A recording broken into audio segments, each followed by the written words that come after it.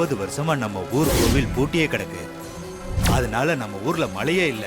அப்படியே பெஞ்சாலும் பருவம் மாறி பெய்யுது.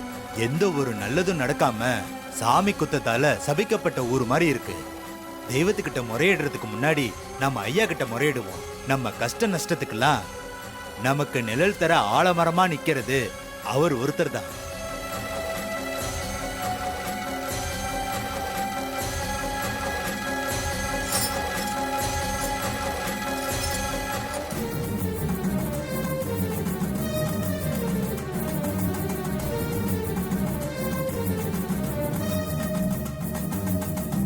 அம்மா தாயே, ஊர் ஜனங்க மனசுல இருக்கிறது எனக்கு தெரியுது, உனக்கும் தெரியும்.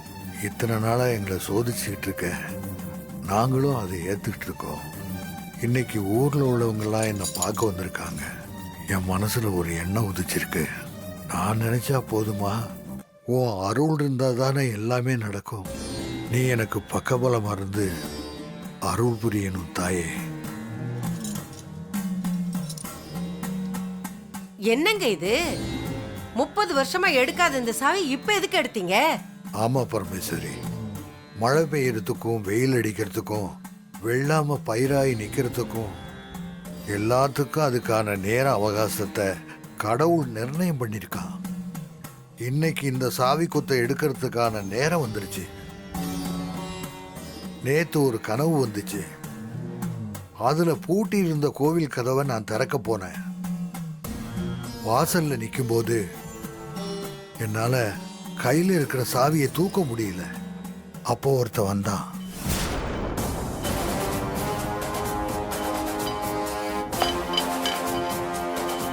அவன் கோவில் கதவை திறந்தான். கோவில் கதவை திறந்ததும் பெரிய ஒளி உள்ளேருந்து வந்தது. அப்போ என் மனசுல ஒரு பெரிய சந்தோஷம், ஆனந்த கண்ணீர். கோவிலுக்கு வெளியில சோன்னு மழை பெஞ்சது.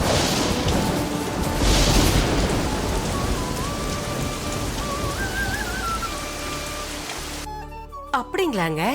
ஆமா பரமேஸ்வரி, சட்டுன்னு கனவு கலைஞ்சு முழிச்சு பார்த்தா செவத்துல இருந்து கவுளி கத்திச்சு. சாமி தான் எனக்கு ஏதோ ஒரு செய்தி சொல்லி அனுப்பிச்சிருக்குன்னு அப்ப நான் புரிஞ்சுக்கிட்டேன். அதான் 30 வருஷமா நான் கையில எடுக்காதது இந்த சாவியை இப்ப எடுத்தேன். நீங்க சொல்றதெல்லாம் வாஸ்தவம் தாங்க. ஆனா பிரச்சனை இருக்கே, அதுக்கு ஒரு முடிவு வராம எப்படிங்க கோயிலை திறக்கிறது? நம்ம குடும்ப பிரச்சனைக்காக கோவில் பூட்டியே இருக்கிறது தப்பு தானே. இத்தனை நாளா அப்படி இருந்தது போதும், இனிமே அப்படி இருக்கக்கூடாது. பிரச்சனை ஏதாவது வந்துட்டா என்னங்க பண்ணுவீங்க? இப்படி ஒரு முடிவை நான் இன்னைக்கு எடுக்கிறதுக்கு என்ன தூண்டினதே இந்த தெய்வத்தினுடைய சக்தி தானே. பிரச்சனைன்னு வந்தா அதை சமாளிக்கிறதுக்கான துணையையும் இந்த தெய்வ சக்தி நமக்கு கொடுக்கும். எப்படியோங்க, நல்லது நடந்தா சரிங்க. இந்தம்மா வா. அந்த ஐயா வந்துட்டார். வாமா. ஐயா வணக்கம். வணக்கம். அம்மா வணக்கம்மா. என்ன எல்லாருமா சேர்ந்து வந்திருக்கீங்க? ஐயா, நம்ம ஊர் சனங்களோட குறைய சொல்ற இடம் 2 தான். ஒண்ணு கோவில், அங்க மனசுக்குள்ள வேண்டுவோம். இன்னொன்னு இந்த வீடு, உங்ககிட்ட வாய் விட்டு கேட்போம். என்னங்க பெரிய வார்த்தையெல்லாம் சொல்லிட்டு, கடவுளுக்கு சமமா எந்த மனுஷனையும் வச்சு பேசக்கூடாது. அந்த அர்த்தத்துல சொல்லலைங்கய்யா. எங்க சுகதுக்கத்துல நேரடியா எங்க கூட நிக்கிறது நீங்க தானே. உங்ககிட்ட தானே உரிமையா கேட்க முடியும். சாமி கும்பிடுறப்ப நீங்க பேசுனதெல்லாம் என் காதுல விழுந்துச்சு. இப்ப நீங்க எதுக்காக வந்திருக்கீங்களோ அது நடக்கணும்னு சாமி என் மனசுல ஒரு நினைப்ப விதைச்சிட்டாரு. என்னையா சொல்றீங்க? பூட்டி கிடக்கிற கோவிலை திறக்க சொல்லி உங்ககிட்ட கேட்கலான்னு தான் நாங்களே வந்தோம். 30 வருஷமா கோவில் ஏன் பூட்டி கிடக்குங்கிற காரணம் என்னன்னு உங்க எல்லாருக்கும் நல்லா தெரியும். என் குடும்ப பிரச்சனை கோயிலை பூட்டுறதுக்கு காரணமாயிடுச்சு. இத்தனை காலம் அது பூட்டி இருந்துச்சு. இனிமேலும் அது அப்படி இருக்கக்கூடாதுங்கிற முடிவுக்கு நானும் வந்துட்டேன். கொஞ்ச நாளாவே என் மனசுல இது உறுத்தலா இருந்துச்சு. எனக்கும் வயசாயிட்டு இருக்கு. குடும்ப பிரச்சனைக்காக கோவிலை பூட்டி வைக்கிறது சரியான்னு மனசை உழப்பிக்கிட்டே இருந்தேன். நேற்று ராத்திரி எனக்கு ஒரு தெளிவு அந்த ஆண்டவன் கொடுத்துட்டான். இப்ப நீங்களும் வந்து கேக்குறீங்க, அதுக்கான நேரம் வந்துடுச்சு. ரொம்ப நன்றிங்கய்யா. சரி, எல்லாரும் கோயிலுக்கு போங்க, நான் பின்னாடியே வந்துடுறேன். நல்லதுங்க. வரோமா? வா. கணக்குல ஐயா நீங்க போய் வண்டியை எடுக்க சொல்லுங்க.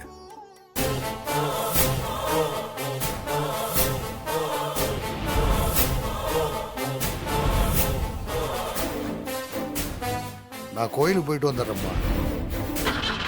பாத்துக்குங்க. போப்பா. ஆ சரிங்கம்மா.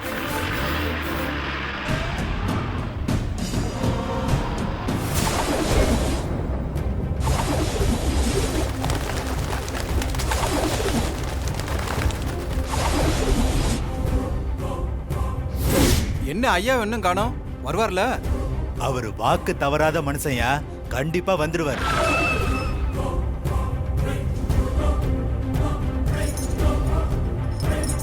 இதோ ஐயாவே வந்துட்டாரு.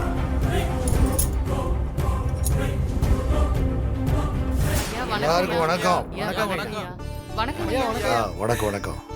வணக்கம்யா. ஐயா வணக்கம். வணக்கம்யா. வணக்கம்ங்க. ஆ. வணக்கங்க ஐயா. இத்தனை வருஷமா அந்த கோவில் பூட்டி இருந்ததுக்கு நானும் என் குடும்பமும் காரணமா இருந்துட்டோம். அதுக்காக உங்க எல்லார்கிட்டையும் நான் மன்னிப்பு கேட்டுக்கிறேன். ஐயா என்னங்கய்யா எங்க கிட்ட போய் மன்னிப்பு கேட்டுக்கிட்டு?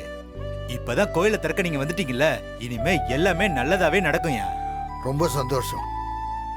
ஐயரே, முதல்ல இங்க ஒரு பூஜை பண்ணிடுங்க, அதுக்கப்புறம் கோவிலை திறப்போம். சரிங்க ஐயா. சுக்லாம் பரதரம் விஷ்ணும் சசிவர்ணம் சதுர்புஜம் பிரசன்ன வதனம் தியாயேத்தே சர்வ விக்ன உபசாந்தியே. கடவுளே, எல்லாம் நல்லபடியா நடக்கணும், ஊர் மக்கள்லாம் நல்லா இருக்கணும், மாதம் மும்மாறி மழை பெய்யணும். ஆண்டவா. ஜேஷ்டராஜம் பிரம்மணா பிரம்மணஸ்பத்யாயத்யை வன்னோதி வித்தேதசாதனம். ஓம் ஸ்ரீ மகாகணாதிபதியே நமः. ஐயா பூஜை நல்லபடியா முடிஞ்சது. நீங்க போய் கோயிலை தரங்க. ஆ.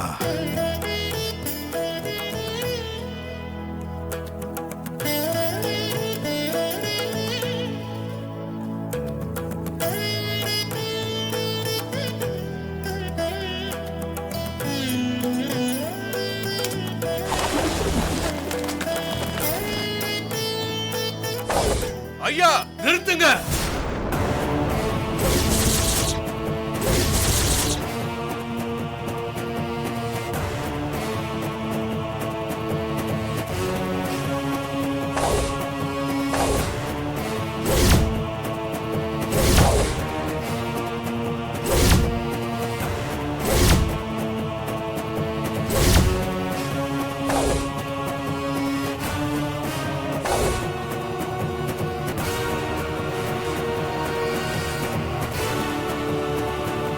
ராஜா சேதுபதி, கொஞ்சம் இப்படி வர்றீங்களா?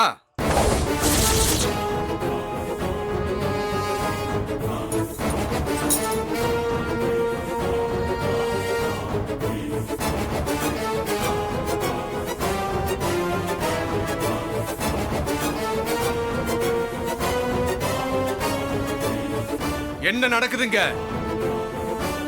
என்னையா கேள்வி இது? ஊருக்கு நல்லது நடக்கணும், அதுக்காகத்தான் ஐயா கோயிலை திறக்கிறாரு. நினைச்சா பூட்டி வைக்கிறதுக்கும் திறக்கிறதுக்கும் இது ஒன்னும் சேதுபதி ஐயா விட்டு பீரோ கிடையாது, கோயில். அத முதல்ல புரிஞ்சுக்கங்க. விருமா இப்ப என்ன பண்ணணுங்கிற? கோயிலை திறக்க கூடாது. பெருமா, நீ பேசுறது சரியில்லை. ஊரு கூடி ஒரு நல்லது செய்யும் போது அத வேண்டான்னு அவசரமா பேசாத. ஐயா, நான் ஒன்னும் அபசகுணமா பேசல. ஏன் பழசெல்லாம் உங்களுக்கு மறந்து போச்சா? 30 வருஷத்துக்கு முன்னாடி கோயில் திருவிழா நடந்தப்ப அத முன்னாடி நின்னு நடத்த வேண்டியது யாரு? சொல்லுங்க, யாரு?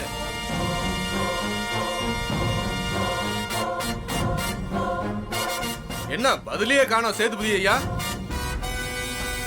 சரி, நானே சொல்லிடுறேன். உங்க பையன், அவன்தான் உங்க வாரிசு.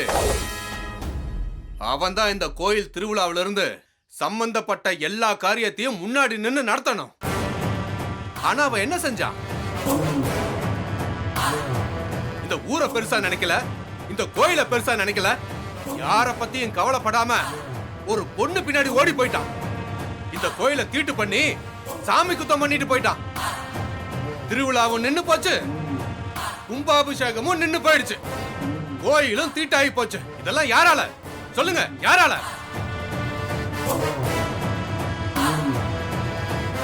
யாரால இந்த கோயில் தீட்டாச்சோ, திருவிழா யாரால நின்னுச்சோ, அவங்க வந்து பரிகாரம் பண்ணி தீட்ட கழிச்சாதான் இந்த சாமி குத்தம் நீங்கும். விருமா, அதெல்லாம் ஞாபகம் இருக்கு. அதுக்காக இப்ப போய் இருங்கங்க, நான் சொல்லி முடிச்சிடுறேன். இந்த பெரிய மனுஷன் என்னையா சொன்னாரு? என் பையன் வந்துருவான், பரிகாரம் பண்ணிட்டு கோயிலை திறக்கலாம்னு சொன்னாரா இல்லையா? ஒவ்வொரு வருஷமும் இந்த வருஷம் திறந்துடலாம், அடுத்த வருஷம் திறந்துடலாம்னு சொல்லி சொல்லியே 30 வருஷம் ஓடி போயிடுச்சு. வந்தானே ஒரு பையன். விருமா விருமா விருமா விருமா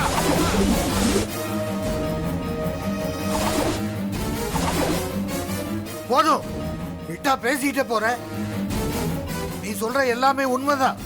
ஆனா எனக்கு ஊர் மக்கள் நன்மை முக்கியம். பருவம் தாண்டி மழை பெய்யுது, கோயிலை திறக்கணும்னு எல்லாரும் ஆசைப்படுறாங்க. என் மனசுலயும் அது சரின்னு படுது. அதனாலதான் கோவிலை திறக்க போறேன். அதுக்காக பரிகாரம் பண்ணாம எப்படிங்க கோயிலை திறப்பீங்க? கோயிலை திறக்கணும்னா உங்க பையன் வந்து பரிகாரம் பண்ணி தாயா திறக்கணும். உன் பையனும் உன் மருமகளும் பரிகாரம் பண்ண வருவாங்களா?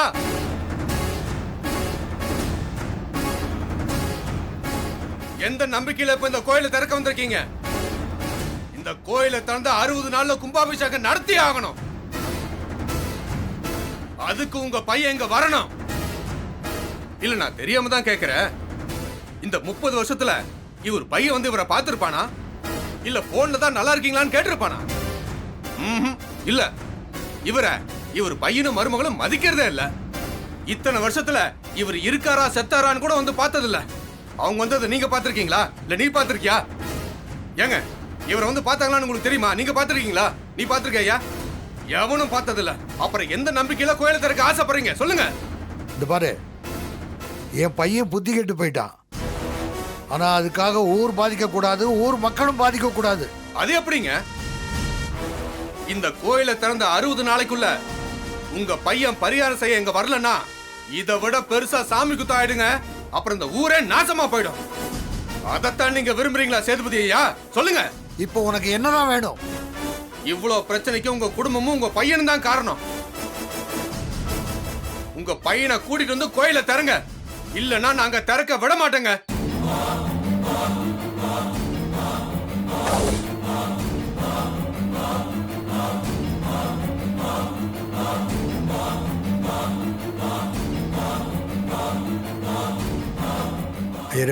ஐயா, இந்த பூஜை சாமான்லாம் எடுத்து வைங்க. சரிங்க ஐயா.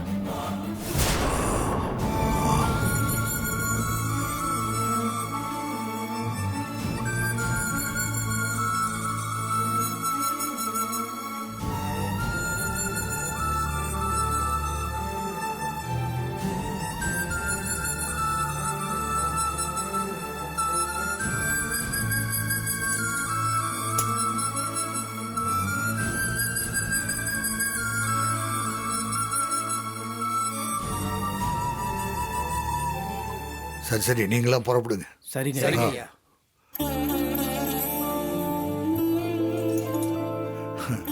தென்னையை பெற்றா இளநீர், பிள்ளையை பெற்றா கண்ணீர்னு ஒரு பாட்டில் வரும். என் மகன் எனக்கு வாங்கி கொடுத்துருக்கிற பெருமை பார்த்தீங்களா? ஐயா, உங்க நல்ல மனசுக்கு கடவுள் உங்களை வேதனைப்பட விட மாட்டாரியா? கடவுள் நான் அவமானப்படுறத வேடிக்கை தானே பார்க்குறா. எனக்கு உதவிக்கு அவன் வரல இல்லை. இல்லைங்கய்யா, என் மனசு சொல்லுது கடவுள் ஏதாவது செய்வாரு. உங்க மனக்குறைய ஏதாவது ஒரு விதத்துல தீர்த்து வைப்பாரு. நிச்சயமா தீர்த்து வைப்பாரு ஐயா.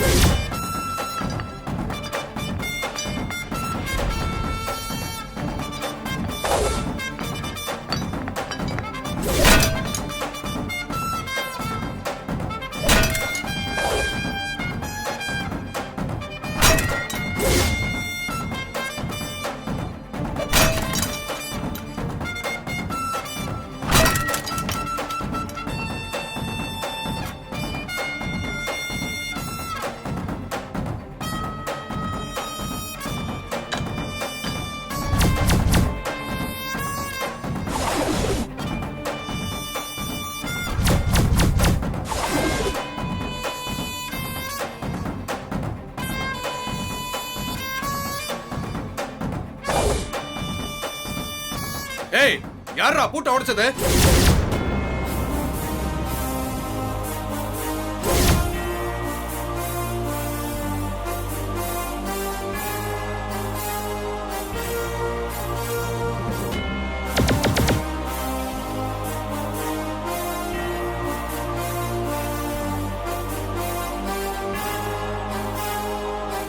ஐயா, அவர் உங்க பேரன் கார்த்தியா? ஆமா, என் பேரன் கார்த்தி தான். எனக்கு வயசாயிடுச்சு, அவன் இளரத்தம் இல்லையா, அதான் அதிரடியா என் பேரன் களத்துல இறங்கிட்டான். இனிமே அவன் முன்னாடி யாரும் எதிர்த்து நிக்க முடியாது. வாயா வா.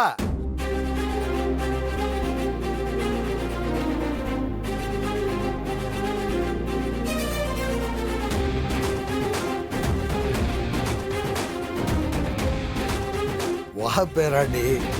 தாத்தா, கணக்கு ஐயா.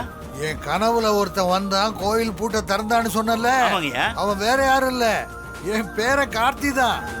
அந்த கடவுளே எனக்கு துணையா என் பேரனை அனுப்பிச்சு வச்சிருக்காரு. ஆமாங்கய்யா.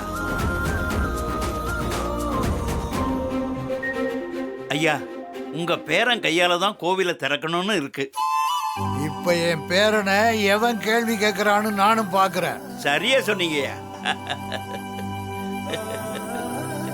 ஏய், பூட்டை உடைச்சதும் இல்லாம தெனாவட்டா நிக்கிறான். அவனை அடிச்சு தூக்குங்கடா. ஏய், அப்படி போடு.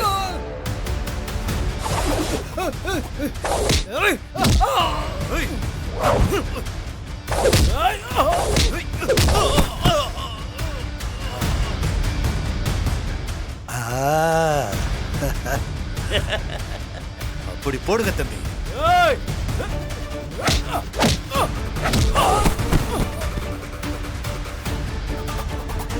நல்லா போடுங்க தம்பி, விடாதீங்க தம்பி. துச்சேரிக்கா, உங்க தாத்தாவை அவன் அவமானப்படுத்திருக்கான். ஒரு கை பாருங்க தம்பி. ஏன் கணக்கு? ஐயா, அவங்க பேசின பேச்சுக்கு இது தேவையா? நல்லா வாங்கட்டையா தம்பி, நீங்க அடிக்க தம்பி.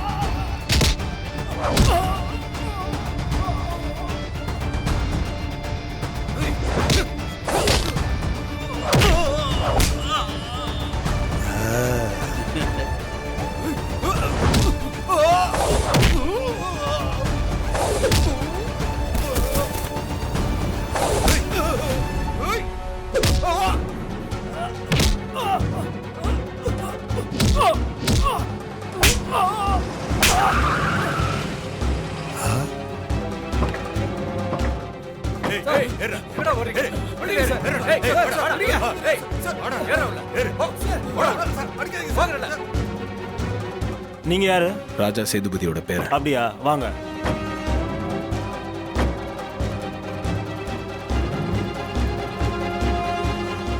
வா ராஜா வா. ஐயா வணக்கம் ஐயா. வாங்க இன்ஸ்பெக்டர்.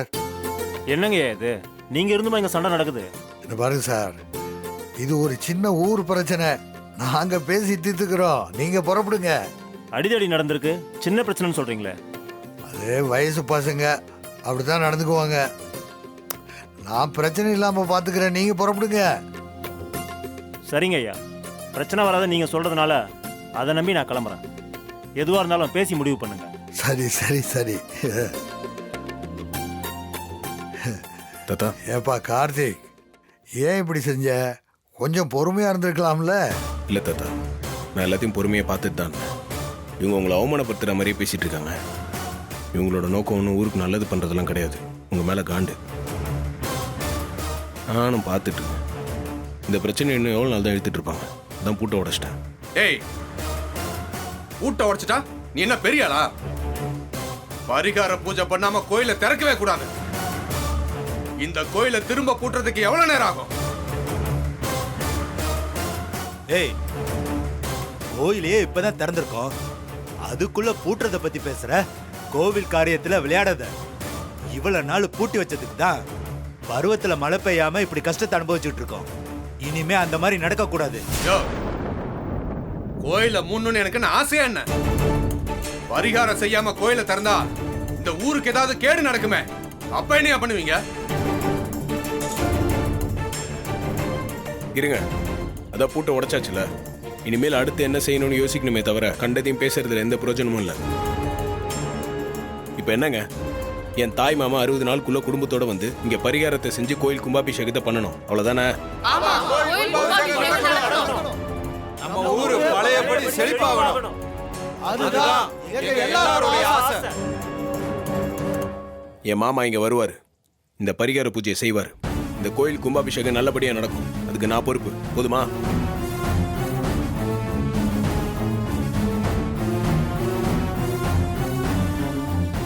யோ, என்னையா இது?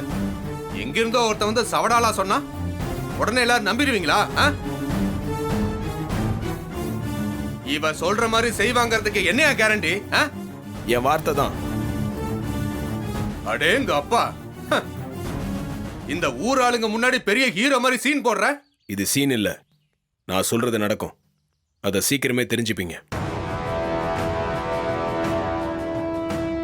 இவன் இப்படி வாய்கிலேயே சொல்றானே, சொல்றபடி நடக்கலன்னா அவனை என்ன பண்றது? சொல்லுங்க. அப்படி என் பேரன் சொன்னது நடக்கலன்னா நான் உயிரோட இல்லைன்னு வச்சுங்க. தாத்தா, ஐயா,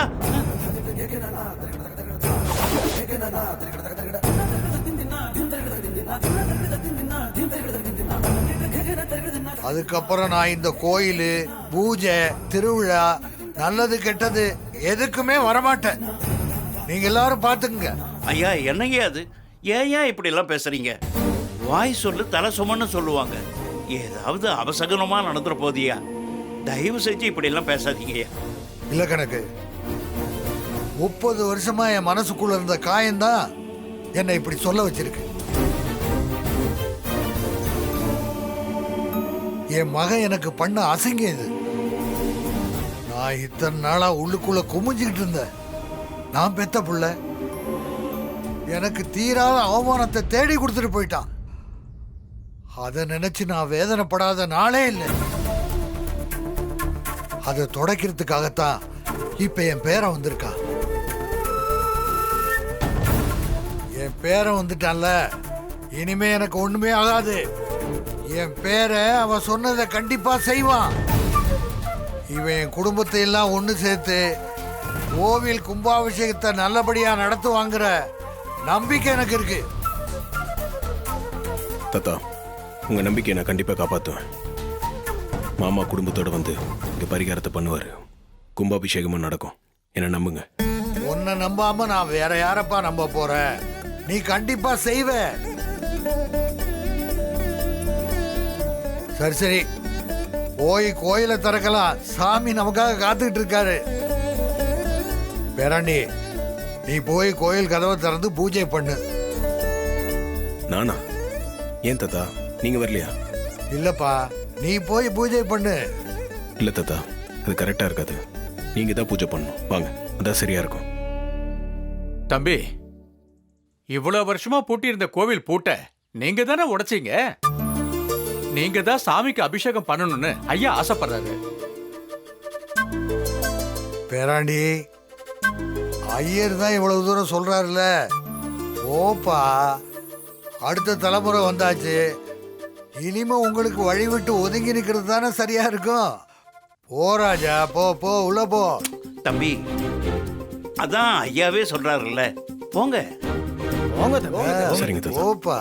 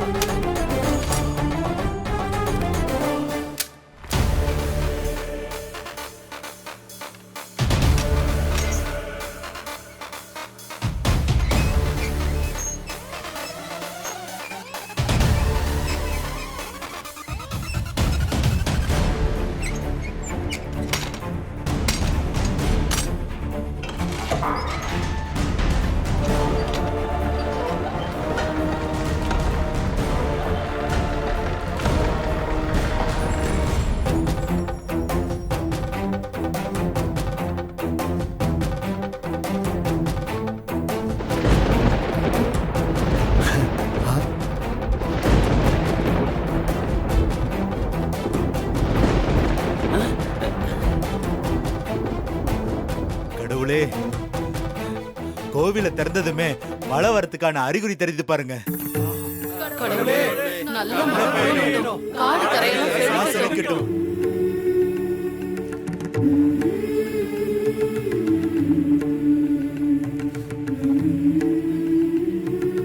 வாங்க.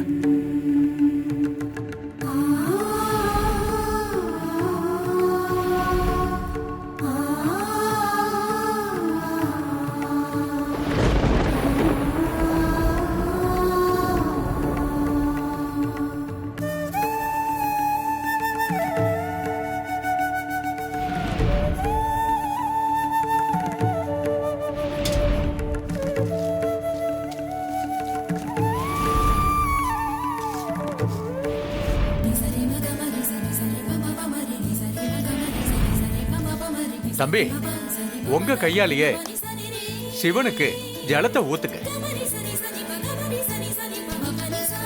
இந்தாங்க.